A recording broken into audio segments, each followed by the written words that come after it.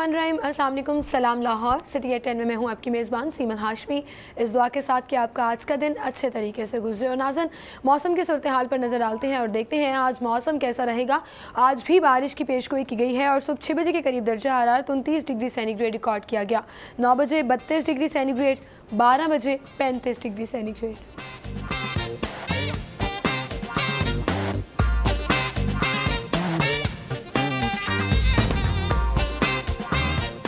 3 बजे एक्सपेक्ट किया जा रहा है 35 डिग्री सेंटीग्रेड, 6 बजे 33 और रात 9 बजे 30 डिग्री सेंटीग्रेड।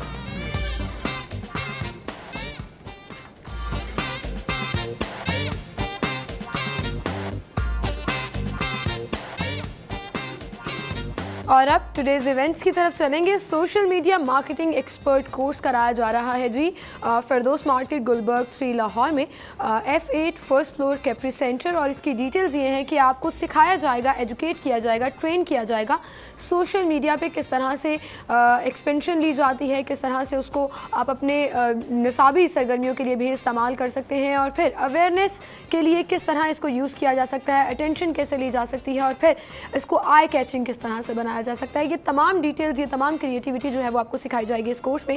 और अगर आप चाहते हैं कि आप सोशल मीडिया एक्सपर्ट बन जाएं तो ज़रूर ये कोर्स अटेंड करें। आगे बढ़ेंगे और टॉप स्टोरीज़ की तरफ चलेंगे। आज की हमारी डेली सिटी 42 की लीड स्टोरी, गाड़ियों की चोरी रोकने के लिए डिवाइस सिस्टम तैयार कर लिया गया है। दाखिली और खारजी रास्तों पर इलेक्ट्रॉनिक रेडार लगेंगे। ये थी हमारी आज की लीड स्टोरी। अगली टॉप स्टोरी है सुई नॉर्दर्न के पास पाइप ना कनेक्शन, जोड़े वाला केमिकल मीटर भी नायाब हो गए। तीसरी टॉप स्टोरी, अस्पतालों के वेस्ट से प्लास्टिक दाना बनाने वाली एक और फैक्ट्री पकड़ी गई। और आखिरी आज की हमारी लीड स्टोरी, सरकारी अस्पतालों में अद्वियात हड़प करने वालों का एहतसाब होगा मियां मोहम्मद शहबाज शरीफ। ये थी हमारी टॉप स्टोरीज, इनको हम डिस्कस करेंगे। स्टूडियो में हमारे साथ सिटी 42 के सीनियर रिपोर्टर्स अकमल समरू और इमरान यूनुस मौजूद हैं। अस्सलाम वालेकुम, आप दोनों को खुशामदीद कहेंगे। और अब जो है गाड़ियों की चोरी रोकने के लिए डिवाइस सिस्टम तैयार कर लिया गया है। इमरान भाई, क्या ये सिस्टम है, इलेक्ट्रॉनिक रेडार्स लगेंगे जो इस सिस्टम के तहत डिटेक्ट कर सकेंगे कि गाड़ी असल मालिक की है या चोरी शुदा है? लाहौर में हज़ारों गाड़ियाँ जो हैं वो चोरी होती हैं सालाना की बुनियादों पे, जिनके केसेस जो हैं वो भी बाज़ का ज़ेर इल्तवा रहते हैं और सज़ाएँ जो हैं वो भी बहुत कम उन लोगों को मिलती हैं जो ग्रोह होते हैं। बाज़ का तो जो गाड़ी चोरी करने वाले ग्रोह हैं वो पहली पेशी पर ही जो हैं वो छूट जाते हैं क्योंकि उनके वकील जो हैं वो हैवी होते हैं। खैर, इस चीज़ को कि असल मसला तो शहरियों को है ना कि जिनकी गाड़ियाँ चोरी होती हैं और शहर से बाहर चले जाती हैं, दीगर सूबों में चली जाती हैं, उसको रोकने के लिए ये महकमा एक्साइज एंड टैक्सेशन की जानिब से जो है वो नया सिस्टम, डिवाइस सिस्टम जो है वो तैयार किया जा रहा है कि स्क्रीन, जो गाड़ी की स्क्रीन होगी उस पर एक सिम लगेगी, चिप लगेगी और उसको रिप्लेस भी नहीं किया जा सकेगा और जाली सिम जो है वो भी नहीं लगाई जा सकी। अच्छा, ये तो हो गया कि इस महकमे ने नया प्लान तैयार किया है। अगर इस महकमा एक्साइज एंड टैक्सेशन की बात करें तो मेरे ख्याल के मुताबिक वो इस सिस्टम को भी जो है वो नई साथ लेकर चल सकेंगे। क्योंकि इन्होंने जो पहले एक सिस्टम मुतारिफ़ करवाया था कि कंप्यूटराइज्ड नंबर प्लेट जो हैं वो लाहौर में चलने वाली हर गाड़ी को लगेगी, वो कामयाब इसलिए नहीं हुआ कि अगर इनके पास लाहौर में 50 लाख गाड़ी चल रही है, इनके पास 25 से 30 लाख गाड़ी का डाटा ही नहीं है। आपने वो जो आपका पहला एक नया सिस्टम चलाना था कि कंप्यूटराइज्ड नंबर प्लेट्स लगाई जाएंगी, वही नहीं लगाई गई, तो उसके बाद आप नया सिस्टम जो है उसकी तरफ चल पड़े। ये खबर भी तो आ रही थी जो इनके हजारों की तादाद में नंबर प्लेट्स इनके दफ्तर में पड़ी हुई थी और वो डिलीवर करने में नाकाम हो गए थे। देखें सिमल, बुनियादी तौर पर इस मंसूबे का जो हदफ और मकासद है वो तो यही है कि जो शहरियों की गाड़ियाँ चोरी होती हैं उसको कैसे रोका जाए, और जब चोरी होने के बाद अगर कोई गाड़ी लाहौर शहर से बाहर चली जाती है या दूसरे शहरों से लाहौर में गाड़ियाँ जो मुंतकिल होती हैं उस पर चेक एंड बैलेंस कैसे रखा जाए। देखिए, इसके बहुत सारे पहलू हैं। पहली बात तो ये कि क्या सिर्फ इसका हल यही है कि आप एक थर्ड नंबर प्लेट लगाएं गाड़ियों के ऊपर और उस थर्ड नंबर प्लेट में आप एक ऐसा जो है वो कोड रख दें जो मुख्तलिफ मशीनें जो होंगी शहर के दाखिली और खारजी रास्तों पर वो उसको स्कैन कर लेंगी, या आपको ये करने की ज़रूरत है कि जो नंबर प्लेट फ्रंट की नंबर प्लेट होती है उस नंबर प्लेट के अंदर आप एक ऐसा कोड जो है वो इंस्टॉल कर दें या उसकी चिप लगा दें कि जो खुद ब खुद स्कैन कर ले। लेकिन जिसने गाड़ी चोरी करनी है क्या वो सबसे पहले उस नंबर प्लेट को उतार के नहीं फेंकेगा? अब बात ये है कि जब आपकी स्क्रीन के ऊपर, फ्रंट स्क्रीन के ऊपर जब आप थर्ड नंबर प्लेट लगाएंगे, उस नंबर प्लेट की मजबूती क्या होगी, उस नंबर प्लेट को क्या उतारा जाएगा या नहीं उतारा जाएगा, और उसका साइज कह रहे हैं बड़ा छोटा सा होगा। तो बात यह है कि अगर आप फ्रंट गाड़ी की फ्रंट नंबर गाड़ी के उसके ऊपर नंबर प्लेट के ऊपर अगर आप कोई चिप लगाते हैं तो किसी भी गाड़ी की फ्रंट नंबर प्लेट नहीं होगी तो वो गाड़ी वैसे ही मशकूक हो जाती है, उसको आप फौरी तौर पर पकड़ लेते हैं। या वो नंबर प्लेट जो स्टैंडर्ड नंबर प्लेट है, अब शहर में कैंपेन भी लॉन्च की गई है महकमा एक्साइज एंड टैक्सेशन की जानिब से कि असल नंबर प्लेट लगाएं, और इसके दूसरे मरहले में उन्होंने ये भी जो है वो मुहिम शुरू कर रहे हैं कि जहां पर ये नंबर प्लेट्स बनती हैं दूसरे मॉडल्स की, वो शॉप छोटी छोटी जो है उनको भी बंद कराया जाए ताकि एक स्टैंडर्ड नंबर प्लेट हो। तो अगर आपका हदफ है गाड़ियों की चोरी को रोकना और शहरियों की गाड़ियों को प्रोटेक्शन प्रोवाइड करना, तो आपको अपनी इस पॉलिसी को रिविजिट करना पड़ेगा। या तो आप चिप जो है वो गाड़ी की ऐसी जगह पर लगाएं कि वो चिप नजर ना आए।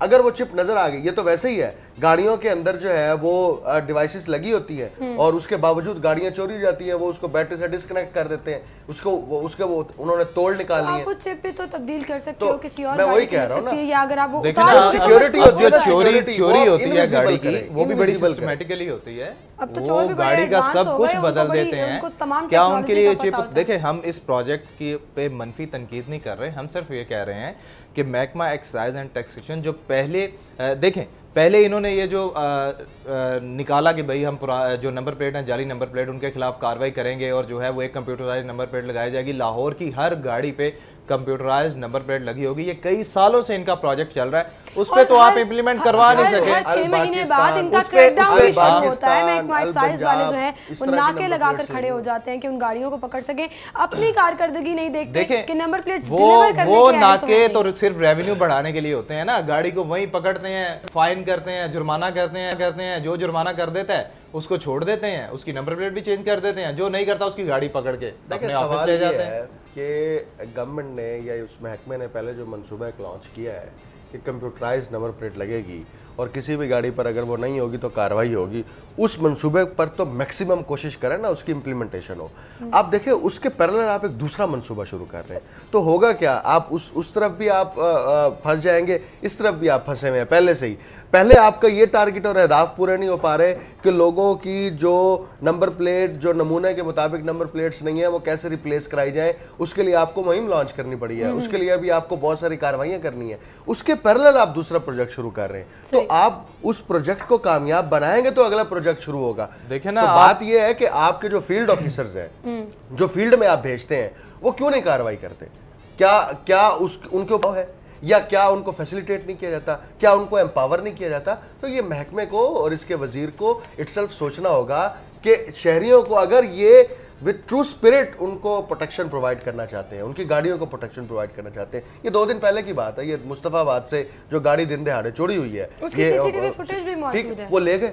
और सीसीटीवी फुटेजेस भी ऐसी होती है आप शक्ल ही नहीं पहचान सकते, मतलब कैमरे ही ऐसे होते हैं। सुमरो, ये जो मैंने स्टार्ट में बात की थी ना कि जितने भी बड़े बड़े गैंग होते हैं जो गाड़ियां चोरी करते हैं, पहली पेशी पर ही, क्योंकि उनका वकील तगड़ा होता है, पहली पेशी पे ही वो लोग छूट जाते हैं। देखें, नो डाउट ठीक है, जो लोग बड़े बड़े गैंग हैं जो गाड़ियां चोरी करते हैं, जब आप उनको सजाएं जो हैं, आप सिर्फ यही सोचेंगे जो पहली पेशी पे छूट रहा है क्या वो इस जो उनको छोड़ देगा? कभी नहीं छोड़ेंगे। देखिए इसके लिए आपको उन्होंने बिल्कुल सही कहा कि कैमरास में वो डिटेक्शन सीसीटीवी कैमरे को तो छोड़ देना आप, वो तो सिर्फ मुझे ये बताएं, गाड़ी चोरी होने के बाद कहाँ खुलती है? पुलिस वालों को नहीं पता, शहर वालों को नहीं पता, एक आम शहरी को पता है, एक आम शहरी को पता है कि गाड़ी चोरी होके अगर वो उस हालत में नहीं मिलती तो वो पुर्जों की हालत में कहाँ मिलती है, उसका इंजन कहाँ पड़ा होता है, उसके गेट्स कहाँ पड़े होते हैं, ये सबको पता है। तो आप उन मराकिज पे तो कार्रवाई करने से डरते हैं ना, आप उनके खिलाफ कार्रवाई करने से डरते हैं।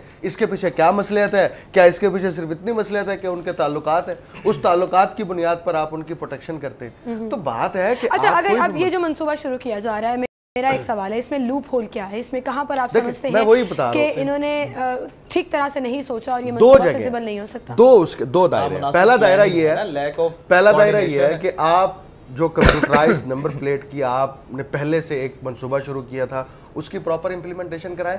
दूसरा ये है कि अगर आप ऐसी कोई चिप या ऐसी थर्ड नंबर प्लेट लगाना चाह रहे हैं और उस नंबर प्लेट का बुनियादी ऑब्जेक्टिव सिर्फ चिप है जिसके अंदर उस गाड़ी के मुतालिक तमाम डेटा होगा, तो वो चिप इनविजिबल होनी चाहिए, पता ना हो वो चिप कहाँ है, क्योंकि आप अगर चिप ऑब्वियसली आप उसको नहीं, लेकिन अकमल जिसकी गाड़ी है उसको पता होता है कि वो चिप कहाँ लगी है, और तो जिसने चोरी करनी है, जिसने चोरी करनी है उसको उससे ज्यादा पता होता है। नहीं देखें, आप प्रिकॉशनरी मेजरमेंट्स तो लेंगे ना, इसका मतलब ये तो नहीं कि फिर आप डिवाइस ही ना लगाएं। क्या हम डिवाइस गाड़ियों में इसलिए लगाना छोड़ दें कि चोर इसकी तार काट लेते हैं इसलिए हम नहीं लगाते, फायदा ही नहीं, ऐसा नहीं होगा। तो बात यह है कि आप इस मंसूबे को अगर कामयाब बनाना चाहते हैं, एक लिहाज से तो ये कामयाब मंसूबा हुआ ना कि अगर आप डिवाइस उतार दोगे तो वो तो गाड़ी वैसे ही मशकूक हो गई कि आपकी गाड़ी में डिवाइस क्यों नहीं है, सो वो इलेक्ट्रॉनिक बैरियर जो है वो तो बंद हो जाएगा। बात यही है ना कि आपने अगर इस मंसूबे को ट्रू स्पिरिट के साथ इंप्लीमेंट करना है तो आपको मजीद इसके ऊपर वर्क करने की जरूरत है, इसको मजीद रिफाइन करने की जरूरत है, ताकि आपका मंसूबा फ्लॉप होगा तो तनकीद आप पर होगी, तनकीद हम पर नहीं होगी, तनकीद शहरियों पर नहीं होगी, तनकीद गवर्नमेंट पर होगी। लेकिन नुकसान कौन उठाएगा? वो बेचारे शहरी जो अपनी गाड़ियों से महरूम हो जाते हैं। अभी ईद के दिनों में ही ये जो लंबी छुट्टियां हुई थी, इस कदर गाड़ियां चोरी हुई हैं, उसके फिगर्स जो हैं वो भी डेली सिटी 42 में आए थे कि ये चीज़ें बहुत बढ़ती जा रही हैं। आपको प्लान लाने की ज़रूरत है, हम उसको खुशाइन करार देते हैं, लेकिन प्लानिंग स्ट्रांग होनी चाहिए और लूप होल्स जो है उनको ग्राउंड रियलिटीज़ पर आकर सोचना होगा कि कौन सी चीज़ फिजिबल है और कौन सी चीज़ बेनिफिशरी हो सकती है शहरियों के लिए भी और फिर सिक्योरिटी इदारों के लिए भी, ताकि वो वेल कोऑर्डिनेशन के ज़रिए जो है वो इन तमाम चीज़ों को सॉर्ट आउट कर सकें। नाज़रीन, हम मज़ीद खबरें भी डिस्कस करेंगे। अगली खबर सुई नॉर्दर्न के हवाले से है, जिनके पास ना पाइप है ना कनेक्शन जोड़ने वाला केमिकल है, मीटर्स भी नायाब हो गए हैं। बेचारे शहरी किस कर्ब में मुब्तला हैं, इस पर बात करेंगे। एक छोटी सी ब्रेक लेते हैं, ब्रेक के बाद दोबारा हाजिर होंगे।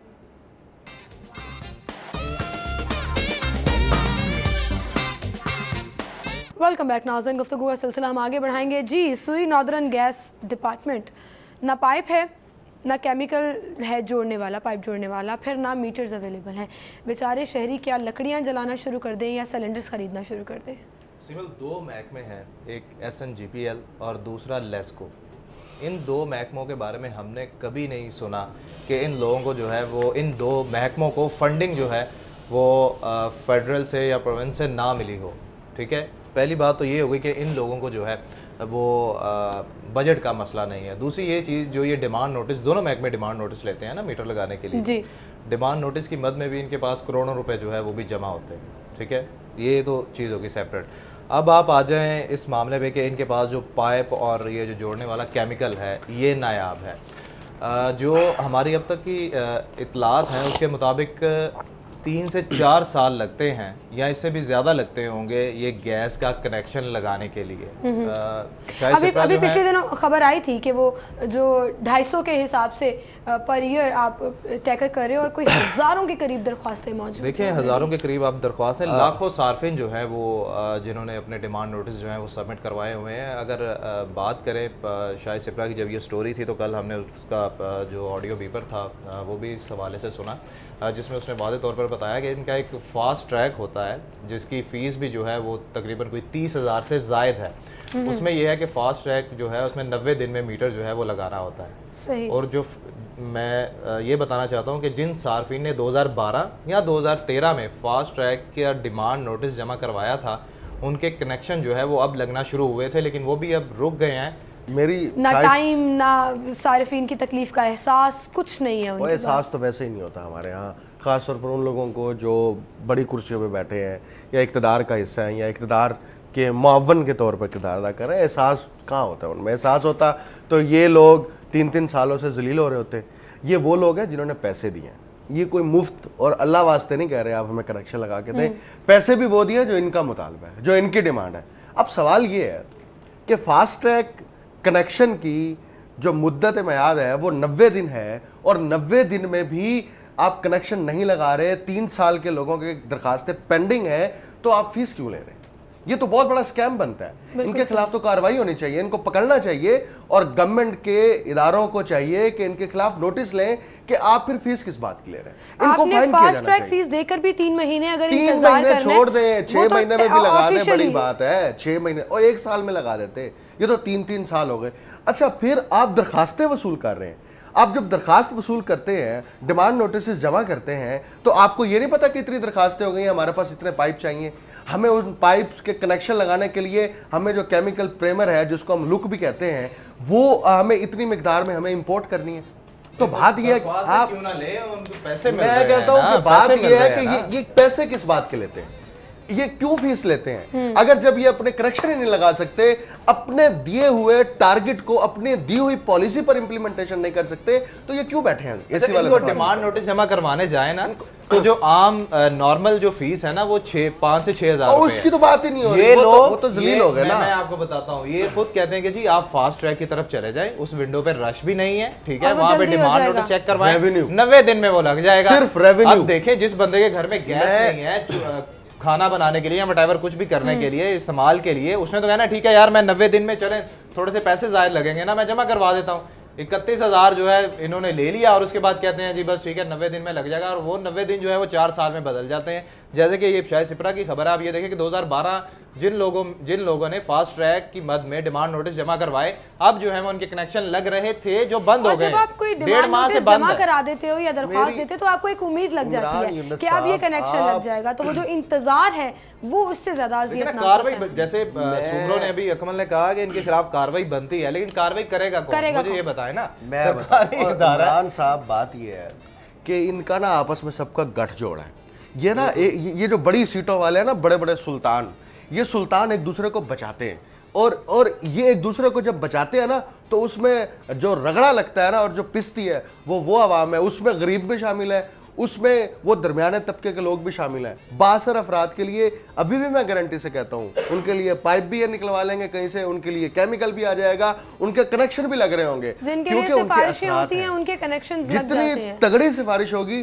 तो अब बात ये है कि आप एक तरफ हुकूमत का ये मुद्दा कि हम सिफारशी कल्चर को वो नहीं कर रहे, हम जो है मेरिट पर काम कर रहे हैं, मेरिट पर कार्रवाई करें ना, पूछे लेस्को चीफ से, पूछे इनसे, पूछे ये सुइना SNGPL वालों से कि आपके यहाँ ये जो आपके अपने दिए हुए टारगेट से क्यों नहीं पूरे हो रहे। इनसे कभी उनसे पूछा इन्होंने? अच्छा, बीच में अकमल जो है ना वो लेस्को भी कह गए, क्योंकि वहां पर भी मीटर के, बिजली के मीटर्स के इश्यूज हैं। दोनों डिपार्टमेंट जो है वो इक्वली कहीं ना कहीं आवाम को अजियत पहुंचा रहे हैं। जो इन्होंने एक अंदाजे के मुताबिक जो इन्होंने दरख्वास्तें अब तक जमा की हुई है ना, दरख्वास्तों की मद में जो इन्होंने पैसे लिए हुए हैं, 35 से 40 करोड़ तकरीबन बन रहा है सिर्फ इन डिमांड। 15 लाख दरखास्तें हैं। तो कौन उसका हिसाब लेने मेरी बात बताए ना कि मीटर ना आप कैसे भी नहीं करता कि आप इसका ऑडिट करवाएं, और अगर आपने डिमांड नोटिस के तहत फास्ट ट्रैक के तहत फीस वसूल किया तो फिर वो डिलीवर क्यों नहीं हो पा रहा? देखें, एक तरफ ये शोर मचाते हैं कि लाहौर में फैक्ट्रियों में बड़ी बड़ी जगहों पे गैस चोरी हो रही है, और गैस चोरी की कार्रवाई भी करते हैं, जुर्माने भी डालते हैं, सारा कुछ करते हैं। दूसरी तरफ इनकी अपनी नहली ये है कि लोगों की जो बुनियादी ज़रूरियात है वो पूरी करने में नाकाम हो रहे हैं। देखिए, या तो आप सीधा साफ और वाज़े तौर पे जवाब दे दें हुकूमत को कि देखें भाई, गैस की कैपेसिटी नहीं है, हमारे पास प्रेशर नहीं है, पीछे से गैस इतनी उसमें नहीं आ रही, हम जो है ना कनेक्शन नहीं दे सकते। हुकूमत, अवाम भी किसी के खिलाफ एहतजाज करे, या तो आप SNGPL के खिलाफ एहतजाज करें या फिर हुकूमत के खिलाफ एहतजाज करें, क्योंकि आखिरी रास्ता आपके पास एहतजाज होता है। फिर ये हुकूमत भी जागेगी, इसके इदारे भी जागेंगे कि ये क्यों जुल्म हो रहा है और इस जुल्म के पीछे कौन बैठा है। तो मेरा सिर्फ जो पॉइंट ऑफ व्यू है वो ये है कि आप या तो दरखास्त ही वसूल ना करें, आप कहेंगे हमारे पास पहले इतनी पेंडिंग एप्लीकेशंस, हम नहीं दरखास्त, उम्मीद ना दिलाएं ना। आप दरखास्त वसूल कर रहे हैं इस नाम पर कि आपके पास रेवेन्यू आ रहा है, आप रेवेन्यू जनरेट करके अपनी जो आसाइशात है वो पूरी करते हैं, अपनी जो मराहत है वो पूरी करते हैं। आप एसी वाले ठंडे कमरों में बैठकर, एसी वाली गाड़ियों में बैठकर आपको कैसे एहसास पैदा हो सकता है? एहसास से निदामत भी पैदा नहीं होगा और एहसास से शर्मिंदगी भी पैदा नहीं होगा, कुछ भी नहीं होगा। उसकी वजह यह है कि उनकी ज़रूरियात पूरी हो रही हैं। अवाम की ज़रूरियात से क्या आप, अच्छा आपके पास पैसे हैं, तंदूर से जाके रोटी ले लें, आपके पास पैसे हैं, होटल से जाके खाना खा लें।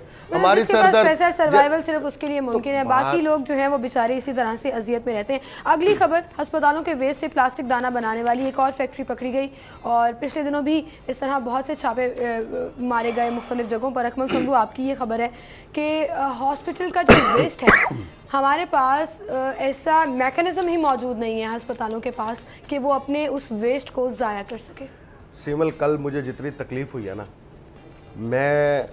मुझे 8 साल हो गए हैं रिपोर्टिंग करते हुए, और इतनी तकलीफ़ मुझे कभी नहीं हुई सिर्फ 2 बातों पर।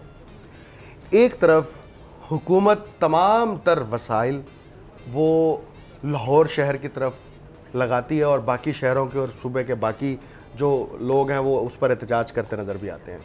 दूसरी तरफ यही लाहौर शहर है, बंद रोड पर जब आप खोकर टाउन के अमीन पार्क में जाते हैं तो वहाँ पर ये फैक्ट्री तो है ही है, वहाँ पर जो हालत थी वहाँ पर ईंट नाम की कोई चीज़ ही नहीं है, वहाँ पर गारा है, गंद है, कीचड़ है और लोग कैसे गुजरते हैं वहाँ पर। मुझे कल उस तकलीफ का एहसास हुआ। मेरा ख्याल में इन हुक्मरानों को वहाँ पर पैदल भेजा जाए और इस फैक्ट्री के अंदर इनको वहाँ खड़ा किया जाए। पढ़ना नहीं है, मैंने वहाँ पर प्लास्टिक दाना बनाया जा रहा है और आपको पता है वो प्लास्टिक दाना एक घंटा किस चीजों में मैं बता रहा हूँ, एक घंटा मैं अंदर रहा हूँ उस फैक्ट्री के अंदर और उसके अंदर वो तमाम हॉस्पिटल का वेस्ट मटेरियल वो वहां पर पड़ा है। ये हॉस्पिटल का वेस्ट मटेरियल वहां तक कैसे पहुंचा है? ये ट्रक रात के वक्त या अंधेरे में जब चलते हैं एक जगह से उस जगह पर मरीजों को लगती हैं और कितने खून और उस आपको पता है पिछली दफा जो फैक्ट्री पकड़ी गई इमरान भाई, उस प्लास्टिक दाने से बच्चों के फीडर्स बनाए जा रहे थे। ये बनता ही यही है, बनता ही यही प्लास्टिक की जितनी अशिया इसमें वो उससे मैं आपको ये बात बताता हूँ, क्योंकि फीडर जो है वो सस्ते होते हैं, ठीक है। प्लास्टिक दाना जो है इससे ज्यादातर ये फीडर जो है ये ज्यादा बनाते हैं क्योंकि उसमें कॉस्ट कम आती है। बिल्कुल इस तरह क्या जमीर कहाँ मर गया है? ये कोई पहला वाकया नहीं है कि हॉस्पिटल के वेस्ट से आप ज़मीर की बात कर रहे हैं भाई। उस शख्स का ज़मीर जो ये काम कर रहा है, चाहे वो उठाने से लेके सप्लाई करने तक और फिर उस प्लास्टिक की बोतलों को क्रश करने तक, उसके ज़मीर की आप कैसे बात करते हैं? उसका ज़मीर उसका पेट है। और वो लोग जो ये कहते हैं कि अगर आप इनको धूप में सुखाएंगे, आप टेम्परेचर से गुजारेंगे तो वो क्लीन हो जाते हैं, ऐसा बिल्कुल मुमकिन नहीं है। खास तौर पर ये लॉ है, वेस्ट के बारे में ये लॉ है कि आप हॉस्पिटल वेस्ट मटेरियल को तलफ कर दें, आप उसको रीयूज नहीं कर सकते, उसको जला दें, आप उसको या जला दें या उसको आप कुछ भी उसका आप अल्टरनेट निकालें, आप उसको रिसाइकल नहीं कर सकते। हमारे पास इंसुलेटर मौजूद नहीं है। अकमल एक मिनट इसी स्टोरी इसमें नालायकी तो ये भी है ना कि एक कसूर में इंसुलेटर काम कर रहे हैं जहां से तमाम अस्पतालों का वेस्ट जो है वो वहां जाता है और वहां जाके उसको तलफ किया जाता है। किसी हॉस्पिटल के पास मौजूद ही नहीं है कि आप उस सिस्टम के तहत जो है उस वेस्ट को तलफ कर सकते। मुझे अकमल ने कल ये स्टोरी जब ये फाइल की और आज हमारे न्यूज़पेपर में भी ये सेकंड पेज पर छपी हुई है, मुझे अकमल से थोड़ा सा मसला जो है वो स्टोरी पढ़ने के बाद ये हो रहा है। ये देखें, ये कोई पहला वाकया नहीं है। नहीं, मैं आपको अभी बताता हूँ ना, अभी बताता हूँ भाई, जो आपने स्टोरी में किया है ना, या जिस तरह आपने स्टोरी से खेला है, मैं वो डिस्कस करने लगा हूँ। ये कोई पहला वाकया नहीं है कि हॉस्पिटल के वेस्ट से जो है वो प्लास्टिक दाना बनाया जाता है और उसके बाद फीडर बनाए जाते हैं, बच्चों के खिलौने बनाए जाते हैं और दीगर जो अशिया है मे बी यही दोबारा सिरिंजेस जो है वो भी बनाते होंगे। ये देखें, असल बात यह कि आप जड़ क्यों नहीं पकड़ते इसकी? ये प्लास्टिक दाना आया, ये सिरिंजे आई कहाँ से, लाया कौन? अब ये देखें, चोरी शहबाज जो है इन्होंने रेड किया है, अकमल ने इसको कवर किया है। मैं अगर अकमल ने कहीं ये नहीं लिखा कि उनसे पूछा गया हो कि भाई ये यहाँ पर आया कैसे, किस हॉस्पिटल से आया, आपने फैक्ट्री मालिक, आपने फैक्ट्री सील कर दी, आपने मालिक के खिलाफ मुकदमा दर्ज करा दिया, आपने मजदूर को पकड़ लिया, ये तो कोई हल नहीं है ना। कोई ना कोई तो हॉस्पिटल जो है हॉस्पिटल वाले देते होंगे ना, पैसे लेते होंगे, पैसे लेते होंगे, ठीक है, बेचते होंगे। यार आप उस हॉस्पिटल के एमएस को पकड़ेंगे, भाई तुम इसके जिम्मेदार हो, तुम्हारे हॉस्पिटल से ये सारा वेस्ट जो है जो जा रहा है, जिससे बच्चे आप यहाँ बैठे आप यहाँ बैठे जज्बाती क्यों जज्बाती ना भाई मेरे भी जज्बाती हो गए। आपने बोला कि आप जब कवर करने मैंने 2 सवाल किए जी। मैंने कहा आप इस फैक्ट्री को छोड़ के जा रहे हैं, ठीक है, यहाँ की बोरियां क्यों जब्त कर रहे हैं? ये इतना सारा स्टॉक पड़ा है, ये सारा उसको क्रश करने के बाद उसको ये पाउडर बना रहे हैं और फिर ये प्लास्टिक की बनाने वाली जो फैक्ट्रियाँ अशिया बनाने वाली उनको आप सप्लाई करेंगे, इसके खिलाफ कार्रवाई क्यों नहीं करते? वहां पर लोगों ने बताया कि ये वेस्ट मटेरियल जो है बहुत सारा मिस्री शाह से आ रहा है, दूसरे शहरों से लाहौर लाया जाता है, लाहौर का मिस्री शाह डंपिंग एरिया है, वहां से ये मुख्तलिफ फैक्ट्रियों में जाता है, वहां पर ये क्रश किया जाता है। फिर तो आपकी सिक्योरिटी के ऊपर भी सवाल है कि ये शहर मैंने उनसे कैसे मैंने दूसरा सवाल किया।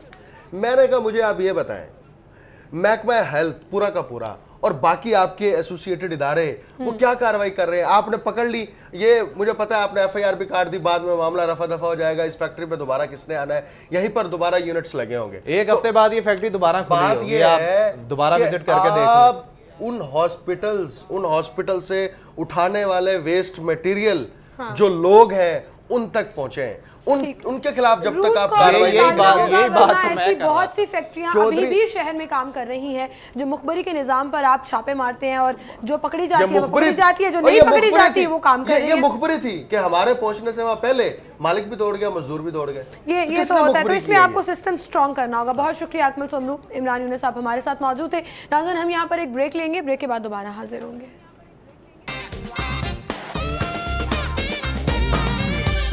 और अब हम अपने सेगमेंट्स की तरफ चलेंगे और ओपन मार्केट से आपको महंगाई की सूरत हाल बताएंगे आज के भाव में। जी, आज के भाव में हम सबसे पहले रुख करेंगे शहजाद खान अब्दाली हमारे साथ मौजूद हैं। शहजाद, बताएगा कौन सी ओपन मार्केट में आप मौजूद हैं और सब्जियां और फल किस कीमत पर मिल रहे हैं? क्या कोई लिहाज देखा जा रहा है, अब सरकारी निर्खनामे पर अमल दरामद हो रहा है या नहीं? में आज सब्जियों की कीमतों में 5 रुपये से 17 रुपये फ़ी किलोग्राम तक इजाफा देखने में आ रहा है। सब्जियों की कीमतों में इजाफे का ये सिलसिला जो है वो रुकने का नाम नहीं ले रहा। जो आज ज़िला इंतज़ामिया की जानिब से सरकारी नरखनामा जारी किया गया, इसके मुताबिक जो सब्जियों की कीमतें हैं वो कुछ इस तरह से हैं। आलू कच्चा छिलका 33 रुपये, आलू शुगर फ्री जो है वो 26 रुपये, आलू स्टोर का 20 रुपये, प्याज 26, टमाटर 66, लहसुन देसी की कीमत में भी खासा इजाफा देखने में आ रहा है, ये 156 रुपये। इसके अलावा लहसुन चाइना की कीमत में भी 17 रुपये फ़ी किलोग्राम जो है वो रिकॉर्ड किया गया है, जिसके बाद वो 199 रुपये। अदरक चाइना 67 रुपये, बैंगन 44, खीरा जो है वो 42 किलोग्राम में दस्तियाब है। इसके अलावा करेले 40 रुपये, पालक 24, टिंडे जो हैं वो 66, लीमू देसी दर्जा अव्वल के 69 रुपये। इसके अलावा लीमू जो देसी दर्जा दोम के हैं वो 53 रुपये, मेथी 88 रुपये, बंद गोभी की कीमत 42 रुपये फ़ी किलोग्राम है। इसके अलावा फूल गोभी 62 रुपये, घिया कद्दू 66 रुपये, आम कच्चे जो हैं वो 27 रुपये हैं। इसके अलावा सब्ज़ मिर्च की कीमत इंतज़ामिया की जानिब से जो है वो 45 रुपये फ़ी किलोग्राम मुकर्रर की गई है। इसके साथ साथ शिमला मिर्च 58, अरवी 58, भिंडी 69, मटर 116 रुपये। इसके अलावा मूली जो है वो 17 रुपये, घिया तोरी 40 रुपये। इस तरह दीगर सब्जियों की अगर बात करें तो उसमें गाजर चाइना जो है वो 33 रुपये, लसूड़े 27, हलवा कद्दू 9 रुपये, फलियाँ रवा जो है वो 77 रुपये और शलजम की कीमत 42 रुपये फ़ी किलोग्राम मुतय्यन की गई है। इसके अलावा आपको बताता चलूँ कि जो मुर्गी का गोश्त है उसकी कीमत में आज कमी बेशी नहीं हो सकी, वो 199 रुपये में बदस्तूर फ़रोख्त हो रहा है। थोक में उसकी कीमत जो है वो 124 रुपये जिंदा ब्रायलर मुर्गी की फ़ी किलोग्राम है और परचून में 130 रुपये फ़ी किलोग्राम है। जी, शुक्रिया शहजाद खान अब्दाली आपका। नाज़रीन, अगर आप जेनिथ शॉप पर जा रहे हैं तो आपको बताएं वहाँ से बीफ जो है वो आपको मिलेगा 490 रुपये किलो में और मटन है 840 में।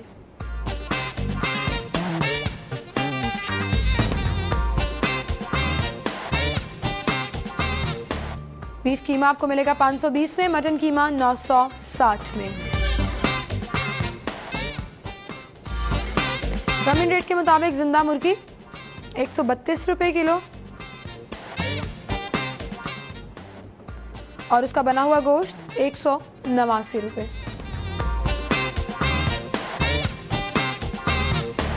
परचून से अंडे आपको मिलेंगे 88 रुपये दर्जन, थोक से 86 रुपये और गोरमे से 87 रुपये।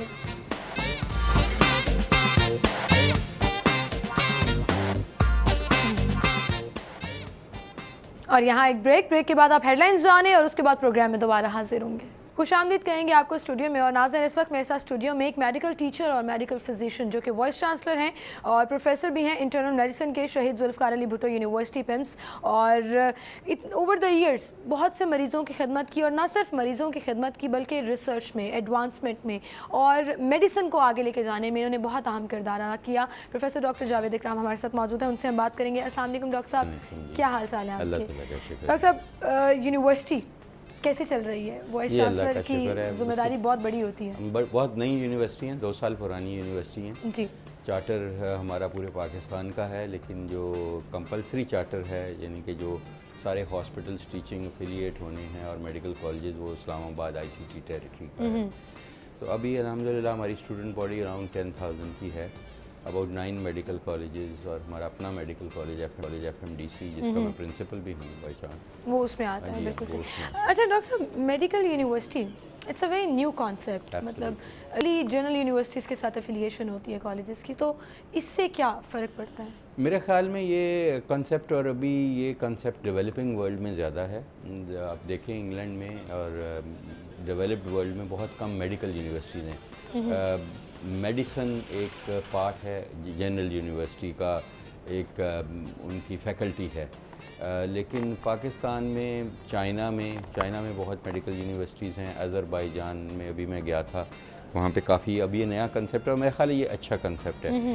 बिकॉज जब आप, जैसे पंजाब यूनिवर्सिटी का किंग एडवर्ड हिस्सा था, UHS उसका हिस्सा था पहले, तो वो उनकी स्टूडेंट बॉडी तो अबाउट लाखों में है, 5-6 लाख स्टूडेंट, और उनको ज़ाहिर है मेडिसिन में इतनी तवज्जो देने का मौका नहीं है। वो BA और MA के एग्ज़ाम्स में इतने ज़्यादा होते हैं, तो इसको ये जो स्पेशलिटी यूनिवर्सिटीज़ हैं, I think it's a very good concept, but it needs to strengthen. इसमें हमें फैकल्टी और मेडिकल टीचिंग के जो टेक्नोलॉजी है उसको और मेडिकल एजुकेशन को एज ए सब्जेक्ट ज़्यादा हाईलाइट करना चाहिए। एंड आई थिंक ये ज़्यादा अच्छा इसलिए भी हो जाता है कि वही मेडिसिन के एक्सपर्ट लोग जो हैं वो उसको चला रहे होते हैं, तो वो आपको आइडिया होता है कि रिक्वायरमेंट क्या है, प्रोफेशनलिज्म ज़्यादा आ जाता है। दूसरा इसमें एक और फ़र्क है कि आपके हॉस्पिटल साथ आपके अंडर होते हैं, तो आपका बहुत सारा टाइम तो हॉस्पिटल की गवर्नेंस और हॉस्पिटल की वर्किंग पे गुजरता है। मैं एज ए वाइस चांसलर, मेरा ख्याल है जो एकेडमिक्स पे अनफॉर्चुनेटली रिसर्च पे बहुत कम टाइम गुजरता है, जो हॉस्पिटल की मैनेजमेंट पे, डे टू डे मैनेजमेंट पे मेरा ज़्यादा टाइम, मेरी एफर्ट। तो ऑब्वियसली अभी हमने इस यूनिवर्सिटी में हम ये समझते हैं कि जो हॉस्पिटल की मैनेजमेंट है, इट्स ए स्पेशलाइज सब्जेक्ट। अब देखें हॉस्पिटल मैनेजर जो पाकिस्तान में है, आइदर उन्होंने MPH किया हुआ है या वो मेडिकल टीचर्स हैं या प्रोफेसर्स थे वो लग गए, तो वो प्रॉपर नहीं है। ये it's a highly skilled discipline. इसके लिए इसीलिए हमने इस यूनिवर्सिटी में हॉस्पिटल मैनेजमेंट में डिग्री कोर्सेज शुरू किए हैं, जिनको लेके हम PhD तक जा रहे हैं, ताकि हॉस्पिटल मैनेजर्स तैयार करें। और इंटरेस्टिंगली आप हैरान होंगे, 4 साल के कोर्स में 2 साल उनको लिए IT रखी है, क्योंकि IT के बगैर हॉस्पिटल मैनेजर्स का कंसेप्ट ही नहीं हो सकता। बिकॉज आप देखें एक दिन में जब 1-1 लाख लोग आएंगे, जब 10-10 हज़ार पेशेंट आएंगे और आपके एडमिटेड 3-3 हज़ार 4-4 हज़ार पेशेंट होंगे, तो आप कैसे उनको मैन्युअली मैनेज करेंगी? और वो रोज़ आएंगे, तो आपने उनका जब रिकॉर्ड रिट्रीव करना है 10 साल पहले का, 5 साल पहले के एक्सरेज वगैरह, तो इनको वो कंप्यूटर्स और IT के बगैर तो पॉसिबल नहीं है, जस्ट बिकम इम्पॉसिबल। जैसे अभी चीफ जस्टिस साहब कह रहे थे कि management of cases have become impossible, same management of patients, because volumes इतने बढ़ गए, हॉस्पिटल नए बने नहीं। आपके लाहौर में आखिरी बड़ा हॉस्पिटल जिन्ना हॉस्पिटल था, और इसलिए उन पे बहुत लोड है टर्शरी केयर हॉस्पिटल्स पे, तो उनको मैनुअली मैनेज करना it is just not possible. बिल्कुल सही। तो इसलिए मैं समझता हूँ जो हॉस्पिटल मैनेजर हैं, they should be IT experts. बिल्कुल सही। And I think this was about time कि आप हॉस्पिटल मैनेजर्स जो हैं वो तैयार करें। उनकी हमने स्पेशल, पहले हॉस्पिटल मैनेजर्स आप देखें जो अभी भी पंजाब में हैं सारे, इन्होंने सबने IPH किया हुआ है, विच इज़ डिफरेंट। वो पब्लिक हेल्थ है, वो public health is a different ball game. वो फील्ड का काम है, एपिडेमोलॉजी और ये वो hospital management is a very different challenge. बिल्कुल सही। सो उससे ऑब्वियसली बेहतरी आएगी, प्रोफेशनलिज्म आएगा। Universities to be nursery of that. बिल्कुल सही। अच्छा, गवर्नेंस की आप बात कर रहे हैं, तो जितने भी लाहौर की अगर हम हॉस्पिटल्स की बात करें जो यूनिवर्सिटीज़ के साथ एफिलिएटेड है, मेयो हॉस्पिटल हो गया, लेडी वेलिंगटन हो गया, या इस तरह के और हॉस्पिटल्स हैं, क्या फ़र्क पड़ता है उससे? आप देखते हैं कि उससे बाकी अस्पतालों की निस्बत जो है वो बेहतर परफॉर्मेंस नज़र आती है, ये गवर्नेंस बेहतर है? मैं ये समझता हूँ कि जी हॉस्पिटल्स की परफॉर्मेंस अनफॉर्चुनेटली कभी एवेल्यूएट करते ही नहीं है, गवर्नमेंट का काम है। गवर्नमेंट के एक्ट में लिखा हुआ है, मैं इधर ही अल्लामा इकबाल का प्रिंसिपल रहा हूँ, CEO जिना का, एक्ट में लिखा हुआ है कि थर्ड पार्टी एवेल्यूएशन होनी है। कभी हुई नहीं, थर्ड पार्टी ही नहीं बनी तो वैल्यूएशन, इसलिए खोते को घोड़े से आप डिफरेंशिएट नहीं कर सकते। आप एक हॉस्पिटल को बुरा इसलिए कहते हैं कि वहाँ किसी ने पेट में कैंची छोड़ दी तो वो बुरा हो गया, किसी MS ने करप्शन कर दी तो वो बुरा हो गया। This is not the right way. Clinical governance, clinical audit, performance audit is a specialised thing and it should be implemented, ताकि आपको गैप्स पता लगें, आप आगे प्लानिंग कर सकें। अनफॉर्चुनेटली डेली बेसिस पे फायर फाइटिंग होती है, और हमारी जो हेल्थ केयर में जितनी हमारी रिफॉर्म्स हैं, जितना हमारा इनिशिएटिव है, जितनी स्पेंडिंग है, दिस इज़ अग्रेसिव। और अग्रेशन अनफॉर्चुनेटली डिटर्मिन आजकल कर रहा है कैमरा और माइक। साइंटिफिक फैक्ट्स नहीं डिटर्मिन कर रहे कि आपकी मोर्टेलिटी कितनी है, मॉर्बिडिटी कितनी है, कैपेसिटी कितनी है, कैपेसिटी कितनी है, आप किस कैपेसिटी पे काम करें, ये चीज़ें किसी ने नहीं। किसी मरीज़ की गलत टीके से डेथ हो गई, उसकी इन्वेस्टिगेशन, उसके 3 दिन सारे पैसे, डेंगी आ गई, सारे पैसे डेंगी को दे दिए, डेंगी की रिसर्च पे नहीं लगाए, और वो ये जो कैमरा और माइक शोर मचाता है उधर हम सब चल पड़ते हैं, which is not the health planning is a very specialized subject and it is not a short term subject. That's a very good point कि आपने मीडिया को इवैल्यूएशन के ऊपर रखा हुआ है कि जो मीडिया दिखा रहा है सिर्फ आप उसी के ऊपर पॉजिटिवली नहीं यूज कर रहे हैं, पॉजिटिवली क्रिटिसिज्म को पॉजिटिवली ले रहे हैं टू से कि ये डायबिटीज है। इस लाहौर शहर में मेरी स्टडी है कि 12% लोगों को है, आगे ये 25 साल में डबल होने वाली है, यानी 25% लाहौरी डायबिटीज़ में उसको रोकथाम के लिए हमने कितने प्रोग्राम किए हैं मिलके कि वो रोकथाम उसकी पॉसिबल है। दुनिया में वो नेगेटिव पे जा रही है, कम हो रही है। तो इसलिए ये चीज़ें बहुत ज़रूरी हैं कि हम मीडिया को इफेक्टिव टूल के तौर पे यूज़ करें जिससे हम डिजीज़ बर्डन कम कर सकें। बिल्कुल सही। लेकिन डॉक्टर साहब, इज़ इट हार्ड, जैसे फॉर एग्जांपल एक पॉलिसी है गवर्नमेंट की कि अस्पतालों में फ्री मेडिसिन फराहम की जाएंगी, अव्वल तो मिलती नहीं है, वो नॉट फॉर सेल मेडिसिन जो है वो आपको मेडिकल स्टोर्स पे जो है वो ख़रीदनी पड़ती हैं दोबारा मरीज़ों को। सो क्या ये बहुत मुश्किल है मैनेज करना, मरीज़ों को सहूलियात देना? It has to be a realistic target. देखिए, मैं पेम्स की एग्जांपल देता हूँ। वहाँ पे हम अगर 7.5 रुपये में एक मरीज़ देख रहे हैं, क्योंकि बजट को आप जब लगाते हैं और अपने पेशेंट देखते हैं, वहाँ 11,000 पेशेंट डेली आ रहे हैं जी, और अब आप बजट को उस पर कन्वर्ट करते हैं तो आप निकाल सकते हैं। तो 7 रुपये 10 पैसे में आप कैसे ये सारा कुछ कर सकते हैं? It is totally unrealistic.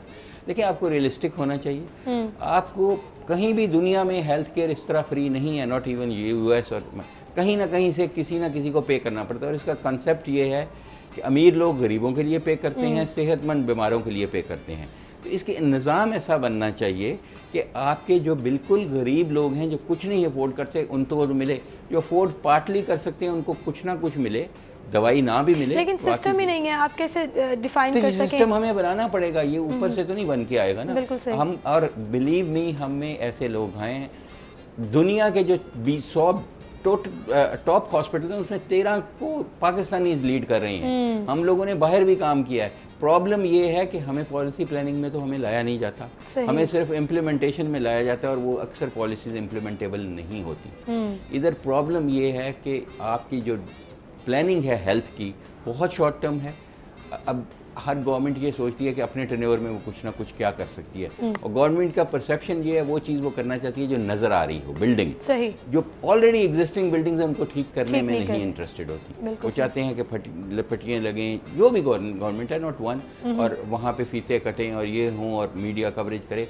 जब आप गवर्नेंस ठीक हेल्थ गवर्नेंस करते हैं तो ये बहुत ही अनफॉर्चुनेटली उसके बोर्ड्स नहीं लग सकते, वो चीज़ें नज़र नहीं आ सकती, वो सिर्फ फील की जा सकती हैं। तो लेकिन वो लेकिन उस तरफ तवज्जो नहीं। उन रिफॉर्म्स का इफेक्ट ऐसा आएगा कि वो लॉन्ग लास्टिंग होगा कि आप अपनी एग्जिस्टिंग जो आपका इंफ्रास्ट्रक्चर है उसको बहुत बेहतर यूज़ कर सकेंगे। आप जो मरीज़ आपके पास 10,000 आ रहा है और वो रह रहा है आपके पास 15-15 दिन बिकॉज इन्फेक्शन हो जाती है, बिल्कुल सही, उनको आप एक दिन में फारग कर। सिस्टम को स्ट्रॉन्ग करना होगा। डॉक्टर साहब, बहुत अच्छी आपने बात की, लेकिन टाइम हमारा ख़त्म हो गया और इस थोड़े से टाइम में भी हमने मैक्सिमम इन्फॉर्मेशन जो है वो उस पर बात करने की कोशिश की कि डेवलपमेंट किस तरह हो सकती है, ग्राउंड रियलिटीज़ पर तरक्की किसका नाम है। बहुत शुक्रिया आपका, आप तशरीफ़ लाए। Good luck for your work. आप अच्छा काम कर रहे हैं और आप उसको कंटिन्यू रखें, तो जिससे आपका फ़ायदा हो रहा है वो आपको ज़रूर दुआएं देता है। और इसी के साथ नाज़रीन, टाइम हमारा बिल्कुल ख़त्म हो गया। मुसलसल मुझे बताया जा रहा है कि शुक्रिया अदा कर दें, तो बहुत शुक्रिया आपका भी प्रोग्राम देखने के लिए। मंडे वाले दिन आपसे मुलाकात होगी। अपना ख्याल रखिएगा। अल्लाह हाफ़िज़।